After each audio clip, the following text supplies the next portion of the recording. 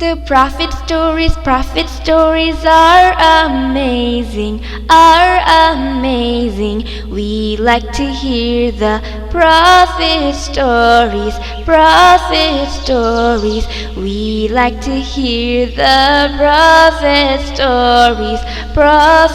stories. Assalamu alaikum. वालेकुम अस्सलाम।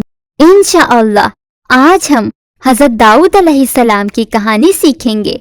क्या आप सब इसके लिए तैयार हैं? जी। तो शुरू करते हैं। बिस्मिल्लाह।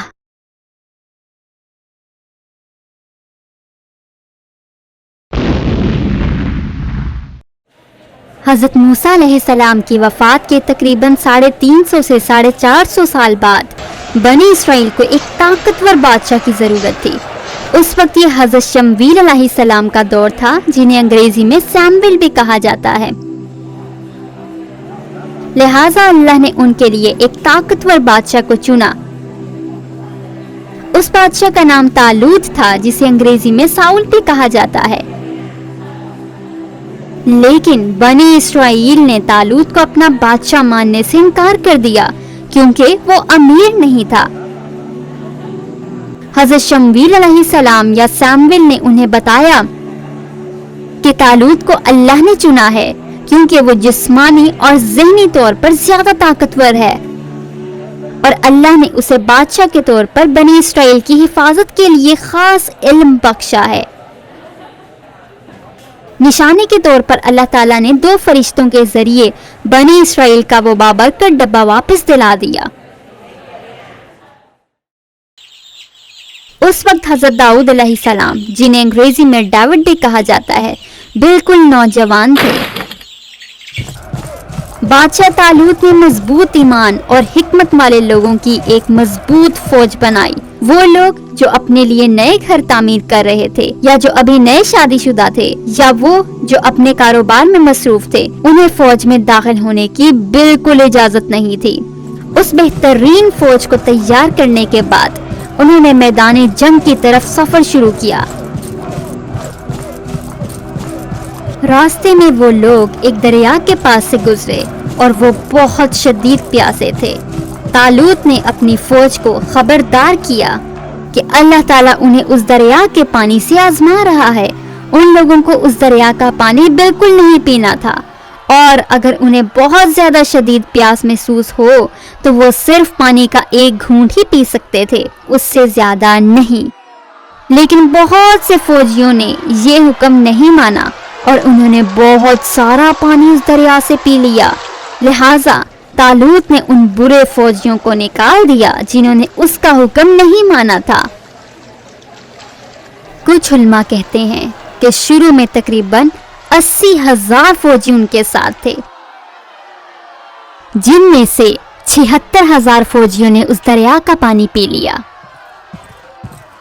और उसके बाद बादशाह तालूत के साथ सिर्फ 4,000 फौजी रहे। बादशाह तालूत की फौज अब बहुत ज्यादा थोड़ी हो चुकी थी, सो उनमें से कुछ फौजी बहुत डर गए कि वो फलस्तीन के बड़े और ताकतवर फौजियों के साथ कैसे लड़ेंगे। उस वक्त उनका सरदार जालूत था, जिसे अंग्रेजी में गोलेत भी कहा जाता है। वो बहुत बड़ा और ताकतवर था। वो बहुत बुरा इंसान था। बनी इसराइल के कुछ लोगों में पुख्ता यकीन था।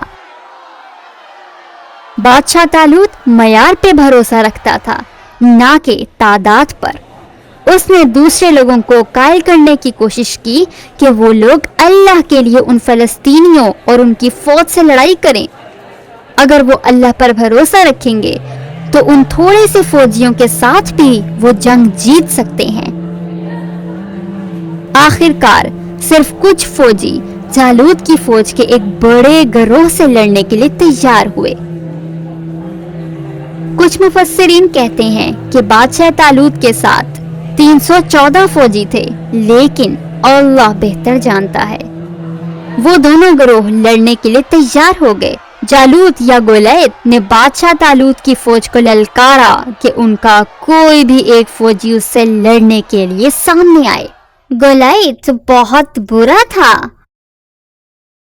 वो एक एक करके क्यों लड़ना चाहता था? उस दौर में मैदान जंग का यही तरीका होता था। जालूत अपनी ताकत जाहिर करना चाहता था और उस वजह से हर कोई जालूत से लड़ने के लिए बहुत खौफजदा था।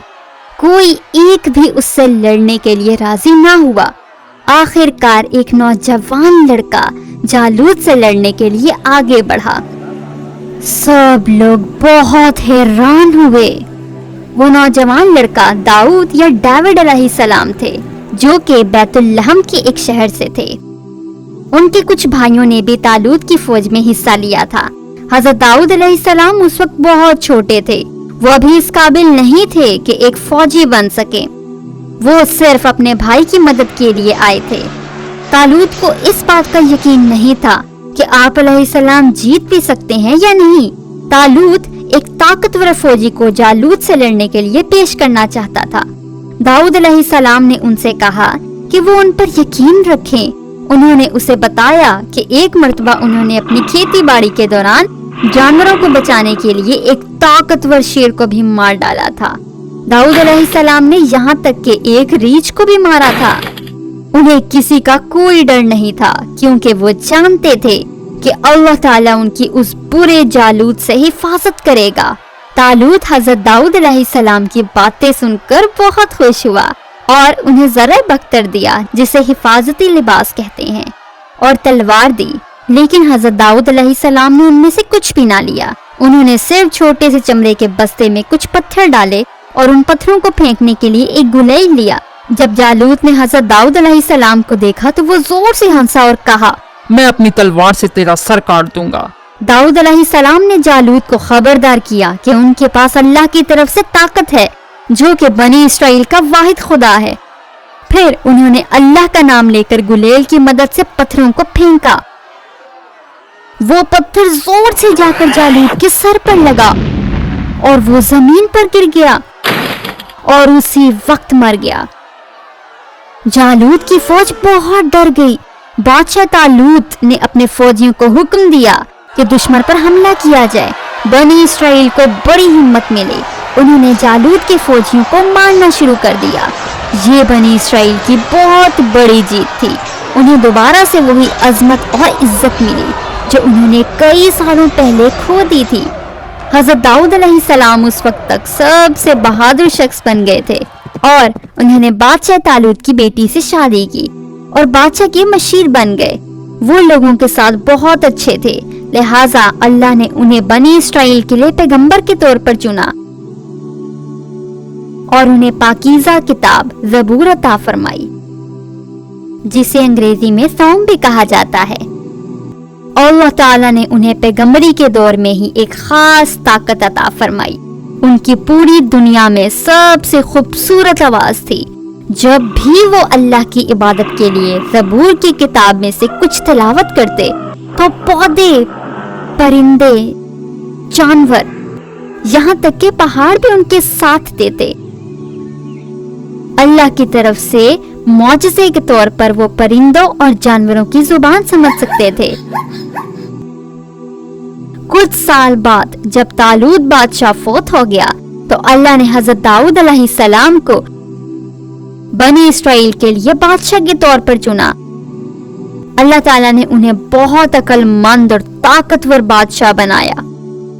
तो क्या वो बनी इसराइल के दूसरे बादशाह थे? सही कहा। हाँ, तालूत पहला बादशाह था और हजरत दाऊद अलैहिस्सलाम दूसरे बादशाह थे। तो कितने सालों तक हजरत दाऊद अलैहिस्सलाम बनी इसराइल के बादशाह रहे? कुछ मुफस्सिरीन कहते हैं कि उन्होंने बनी इसराइल पर 40 साल हुकूमत की। उनकी बहुत बड़ी और मजबूत फौज थी। उनके दौरे हुकूमत में उन्होंने पूरे फलस्तीन और उसके इर्द गिर्द के इलाकों को संभाला हुआ था। ओह अच्छा, क्या आपको पता है कि हजरत दाऊद अलैहिस्सलाम अल्लाह ताला की इबादत भी एक खास तरीके से करते थे। वो रात के सिर्फ पहले आधे हिस्से में सोते और फिर उठ जाते اور رات کے تیسرے حصے تک اللہ کی عبادت کرتے اور پھر وہ دوبارہ سو جاتے، جو کہ اس رات کا چھٹا حصہ ہوتا۔ وہ ہر دوسرے دن اللہ کے لیے روزہ رکھتے۔ اللہ تعالیٰ نے انہیں ایک اچھا جج بننے کے لیے خاص علم بخشا ہوا تھا۔ ایک دن وہ اپنی عبادت گاہ میں عبادت کر رہے تھے، جہاں اس وقت کسی کو بھی اندر آنے کی اجازت نہیں ہوتی تھی، لہٰذا ان کا امتحان لینے کے لیے اللہ نے 2 فرشتوں کو ان کے کمرے میں بھیجا۔ حضرت داؤد علیہ السلام ان 2 لوگوں کو اپنے کمرے میں دیکھ کر بہت خوفزدہ ہوئے۔ ان میں سے ایک نے بتایا کہ وہ ان کے پاس ایک مسئلے کے حل کا فیصلہ کرنے آئے ہیں۔ پہلے آدمی نے کہا، یہ میرا بھائی ہے، اس کے پاس 99 بھیڑ ہے اور میرے پاس صرف 1 بھیڑ ہے، اور اب یہ مجھ سے وہ بھیڑ بھی لینا چاہتا ہے۔ حضرت داؤد علیہ السلام نے دوسرے شخص کو سنے بغیر ہی اپنی رائے دینا شروع کر دی۔ اچانک دونوں آدمی غائب ہو گئے۔ حضرت داؤد علیہ السلام کو احساس ہوا کہ وہ دونوں لوگ تو فرشتے تھے اور اللہ نے ان فرشتوں کو انہیں سبق سکھانے کے لیے بھیجا تھا۔ اللہ نے ان فرشتوں کو انہیں سبق سکھانے کے لیے بھیجا تھا۔ اللہ نے انہیں اس وقت کیا سبق سکھایا تھا؟ یہی کہ انہیں اپنی رائے تب تک نہیں دینی چاہیے جب تک کہ وہ دونوں گروہوں کی بات نہ سن لیں۔ انہیں اپنی غلطی کا احساس ہوا اور انہوں نے اللہ سے معافی مانگی اور سجدے میں گر گئے۔ حضرت داؤد علیہ السلام اپنے لوگوں کے ساتھ بہت اچھے تھے۔ رات کے وقت وہ اپنا بھیس بدل کر شہر میں گھوما کرتے تاکہ وہ لوگ انہیں پہچان نہ سکیں۔ انہوں نے لوگوں سے بادشاہ کے بارے میں پوچھا، ہر ایک نے ان سے پیار ہی جتایا اور بادشاہ داؤد علیہ السلام کے بارے میں ہمیشہ اچھا ہی کہا۔ ایک رات ایک فرشتہ حضرت داؤد علیہ السلام کے پاس انسانی شکل میں آیا اور انہیں کہا کہ بادشاہ داؤد کو حکومت کے خزانوں میں سے اپنے رہن سہن کے لیے پیسے نہیں لینے چاہیے۔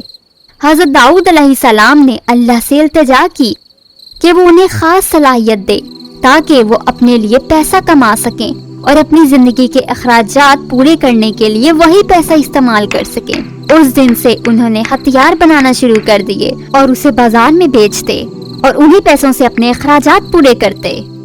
ایک دن حضرت داؤد علیہ السلام لوہے کے ساتھ کام کر رہے تھے کہ اچانک انہوں نے دیکھا کہ ان کا ہاتھ لوہے کو نرم کر رہا تھا اور بہت آسانی سے لوہے کو کسی بھی شکل میں تبدیل کر رہا تھا۔ واہ، زبردست!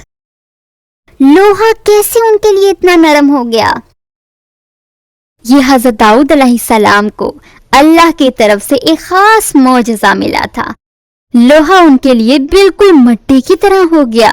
اللہ نے انہیں سکھایا کہ وہ ڈھال کو ایک نئے طریقے سے بنا سکتے ہیں۔ یہ حضرت داؤد علیہ السلام کی ہی ایجاد تھی۔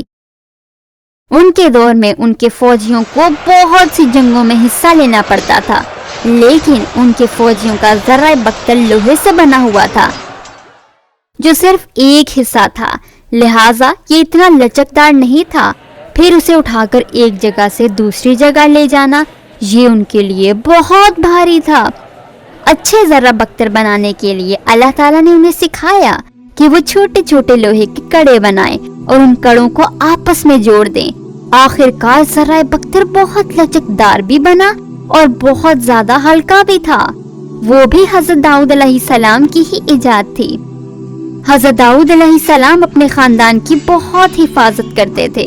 جب انہوں نے اپنا محل چھوڑا تو انہوں نے اپنے تمام دروازوں کو بند کر لیا، تالے لگا دیے تاکہ کوئی اندر نہ آ سکے۔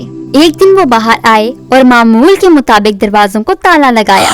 اچانک ان کی بیوی نے گھر کے درمیان میں ہی ایک شخص کو دیکھا اور پوچھا، تم گھر کے اندر کیسے داخل ہوئے ہو جبکہ تمام دروازے بند ہیں؟ میرے شوہر داؤد تمہیں دیکھ کر غصہ ہوں گے۔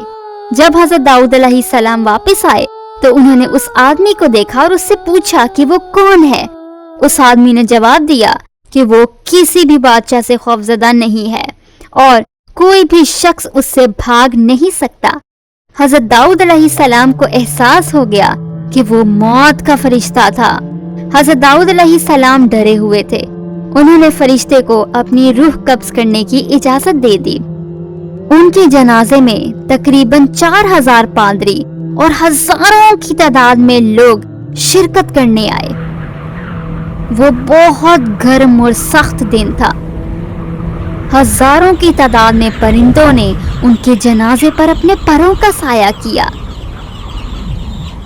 کچھ مفسرین کہتے ہیں کہ عظیم پیغمبر اور بادشاہ حضرت داؤد علیہ السلام 70 سال کی عمر میں فوت ہوئے۔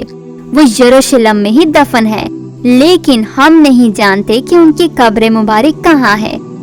یہاں پر ہمارے پیارے پیغمبر حضرت داؤد علیہ السلام کی کہانی کا اختتام ہوتا ہے۔